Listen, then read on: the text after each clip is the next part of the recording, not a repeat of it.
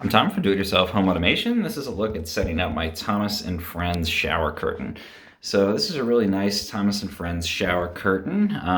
If you feel the fabric on here, it's maybe like a polyester synthetic fabric. It's not a plastic, which I think is nice. It just gives it a classier look. And you can see with a window behind it, I'm getting nice backlighting through there. And definitely brings this Thomas & Friends theme out in my bathroom here. I get these really nice, vibrant, kind of bold, modern looking colors. We've got Thomas up at the top, chugging along, the Thomas & Friends logo there. There's giant Thomas. We've got a T over here, and then the number 1 down at the bottom. So a lot of the different nice elements from the series you can see brought out here.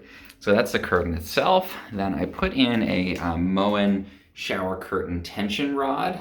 This is super easy to install. You just basically extend it to the width of your shower and then give it 3 twists in the middle here.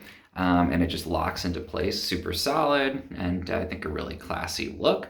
And I've also got the Moen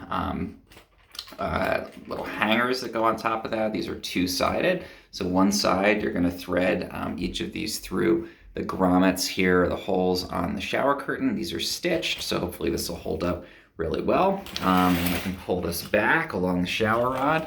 You can see on the other side, we've got a liner. The liner will go inside of the tub when you're using it for showering. This goes on the outside, keeps all the water in.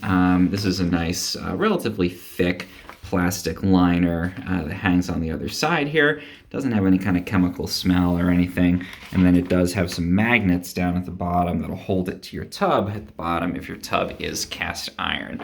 So that's a Thomas & Friends shower curtain, and the other items I added that allow me to hang this up, keep it protected from water, and add it into my bathroom here.